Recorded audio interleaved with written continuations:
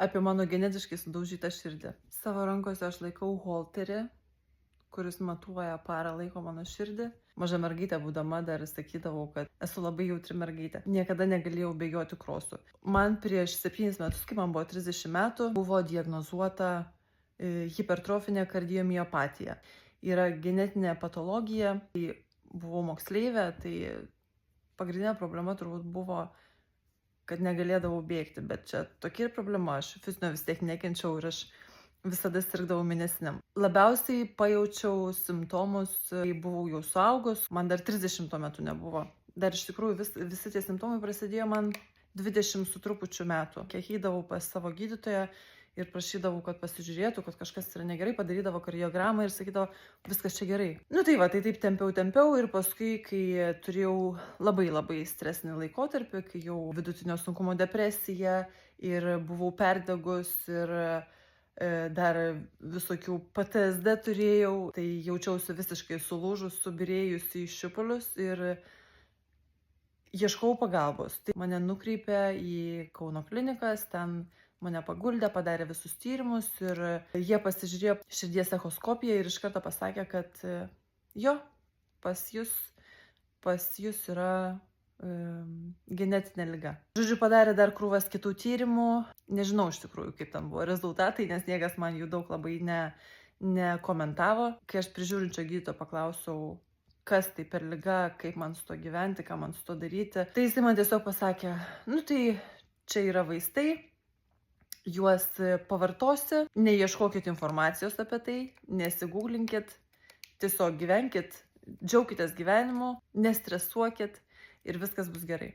Koks čia reikia nestresuoti, gyvenimas yra sudėtingas, daug visokių niuansų, daug dalykų, kurių negali įtakoti ir tas nestresuok, kai tu dar turi vidutinio sunkumo depresiją, tai yra, ką aš tą naktį gulėdama ligoninėje padariau. Aš aišku pasigūglinau, kas tai yra per liga ir praverkiau visą naktį. Prognozės neskamba labai optimistiškai, bent jau tuo metu man taip neatrodė. Ir iš tikrųjų pirmus metus buvo labai sudėtinga emociškai, nes nebuvo su ko pasikalbėti, nebuvo informacijos, niekas manęs nesuprato, niekas nežinojo, kas tai yra ir tiesiog visą tai turėjau išgyventi viena pati. Ta visą naktį praverkiau, nusprendžiau, kad aš jau viskas, mano gyvenimas baigtas. Iš tikrųjų taip nėra. Gyvenimas nėra baigtas ir aš pati savo tai įrodžiau. Kai man diagnozavo, man buvo 30, dabar man 37. Per tuos 7 metus išvykau gyventi į Norvegiją. Radau labai daug puikių gydytojų, labai patyrusių, kurie mane prižiūrėjo kas reguliariai, kas 3 mėnesius, darydavo nuoseklius tyrimus, keitė daug kartų vaistus, bandė atitaikyti, bet su skirtingais vaistais mano būklė būdavo ir labai stipriai pablogėdavo iki tokio lygio, kad man akys aptemdavo ir beveik prarasdavau sąmonę. Aš pati nusprendžiau, kad aš vaistų nebevartosiu, niekam nerekomenduoju, tai nėra medicininė rekomendacija jums, aš tiesiog dalinuosi savo patirtim. Kadangi aš visą laiką buvau prižiūrima gydytojų, nusprendžiau pabandyti, kaip jausiuos, jeigu aš nustosiu apskritai vartoti vaistus ir užsiimsiu savigydą. Dabar jau 2 metai vaistų visiškai nevartoju. Ištisai be pertraukų vartoju didelę dozę omega 3, kas yra labai ypatingai svarbu širdžiai. Geriu antioksidantus ir nuolat vartoju NMN. Galit pasigūglinti, pasiskaityti, kas yra NMNas ir kodėl jis yra svarbus organizmui. Jis yra labai brangus, bet aš tai darau dėl savo gyvybės, dėl savo pilnaverčio gyvenimo, dėl savo sveikatos, dėl savęs. Jie man yra iš tikrųjų veiksmingi ir jie man padeda normaliai funkcionuoti. Aišku, aš kaip ir kiekvienas žmogus sureaguoju į tam tikras situacijas ir emociškai, ir fiziškai. Metus turėjau nerimo sutrikimą, kadangi turiu šitą širdies ligą, tai aš visą laiką galvojau, kad tai yra būtent dėl to. Pasirodo, tai buvo tiesiog nerimo priepuoliai. Kai sukyla kažkokios emocijos, kai yra kažkokie aplinkiniai išoriniai trigeriai arba ten neišspręsti demonai viduje galvą griaužia, tai natūralu, kad ta būsena taip iššokinėja ten kalneliais.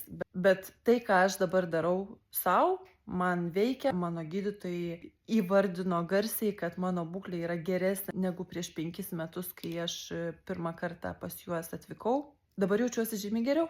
Nėra viskas taip baisu, viskas yra valdoma. Ir iš tikrųjų, ką pirmas gydytojas, kuris man pasakė, kai diagnozavo, kad iš tikrųjų reikia vengti streso, džiaugtis gyvenimu, tai taip ir yra. Mes patys atsakingi už tai, kaip mes jaučiamės ir kokias emocijas mes daugiausia įsileidžiam arba užsileidžiam savo kūne ir savo galvoj. Savo gyvenimą adaptavau taip, kad visais įmanomais būdais užtikrinčiau maksimalų kiekį ramybės arba džiaugsmo. Aišku, būna visko, aš esu tik tai žmogus, tai yra tik tai gyvenimas, kaip ir visų gyvenimas, su daug labai nenumatytų force majeure. Yra įmanoma valdyti širdies ligas, netgi genetiškai paveldėtas būklės, reikia tiesiog daugiau ieškoti gero ir savo organizmui tinkančių būdų sveikti. Apie tai aš ir kalbu savo turinį, ir visos tos somatinės praktikos, įvairios somatinės praktikos, tai yra kūno praktikos, kitaip sakant, yra skirtos nervų sistemos reguliavimui. Nervinė sistema siunčia impulsus į širdį, į skrandį, į žarnyną, į kepenis, į smegenis. Nuo tų impulsų stiprumo priklauso, kaip mes jausimės. Visos tos praktikos, tie metodai, jie yra žiauriai veiksmingi man. Jie yra žiauriai veiksmingi daugeliu žmonių. Ir aš tikiuosi, kad ir tu išbandysi.